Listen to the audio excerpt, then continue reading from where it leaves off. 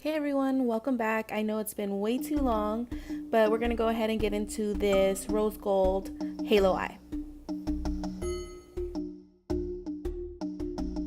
To prep my skin, I'm going in with Fix Plus by MAC to replenish and hydrate. So for my transition shade, I'm going in with the Huda Beauty Textured Shadows palette in the shade Shy and using my Morphe M513 brush and putting that all in the crease, also a little bit above, and really going in circular motions to really buff it out.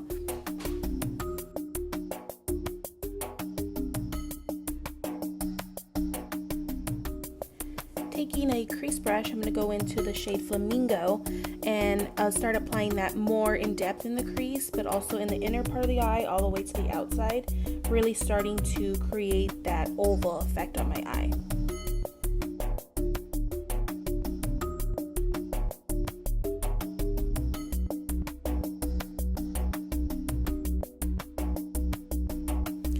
For more color, I'm taking MANEATER with my crease brush 73 from Sephora.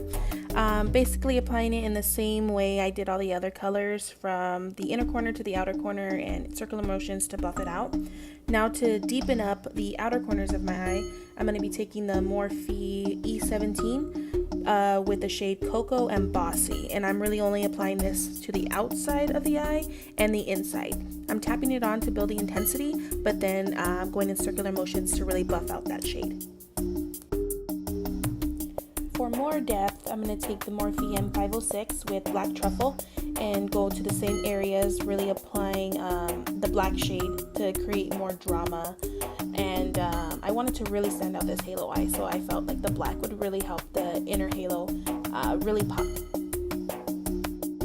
When working with black, I find it easier just to, work in layers, go ahead and tap some on, buff it out. If you want more intensity, go ahead and put some more on versus just going in with a lot and you having trouble blending out the edges. So I'm going to be taking my Makeup Forever Full Cover Concealer in a flat brush and starting to clean up the inner part of my eye. And this is where the glitter is going to be going.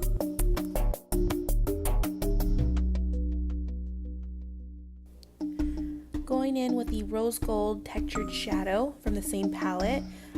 These do work best when applied with your finger. If you try to do it with a brush, you're really not going to get any payoff or anything at all. After that, I'm just going to go ahead and grab my Glitter Injections Rose Gold Glitter and start patting onto the center.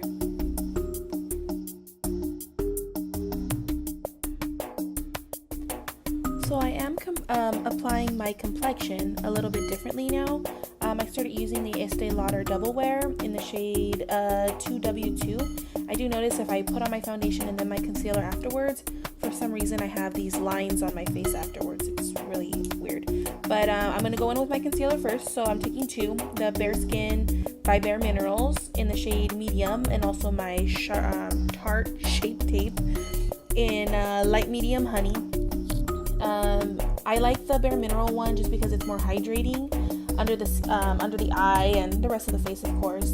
But I also like the Tarte one because it's full coverage, but I don't like how it's really matte underneath my eyes, so I mix the two and come to a common medium.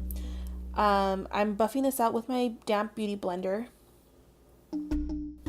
So once I'm done with that, I'm just going to go over with my foundation, over the concealer, and buffing it out with my beauty blender as well, and then set with the powder. Going in with my favorite black liner, this is the Co-Liner by NARS. Gonna line my waterline with that, then go ahead and take some Black Truffle from the Huda Beauty palette and set the inside so it lasts all day, but also start smoking out the lash line. And then gonna take pretty much the same colors I used on top. Let's see here, Flamingo, Shy, and a little bit of MANEATER to really buff that out. I really want it to be very smoked out underneath the eye.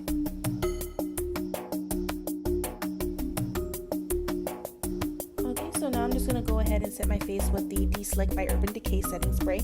I was going to have my makeup on for a very long time, so I didn't want any shine coming through. So as you can see here, I went to go do my hair before I started applying my lipstick. The shade I'm using here is going to be topped with Brandy. It's going to be the MAC Retro Matte Liquid Lipsticks. These are amazing. They're not drying. The applicator is very pointed, so it's very easy to get precision onto the lip. They're super long wearing. I believe I only touched up maybe once, and that was just in the center of my lip because I was eating or drinking, whatever. But really good lipstick. So this is pretty much the finished look right here. I really hope you guys enjoyed this video. I do apologize that I was gone for a long time, but I'm gonna start getting back into it and hopefully doing a lot of more different videos. I'm really brainstorming over here, but like I said, I hope you guys enjoyed it. Hopefully soon there'll be another video coming up. Thank you again, and let's inspire each other.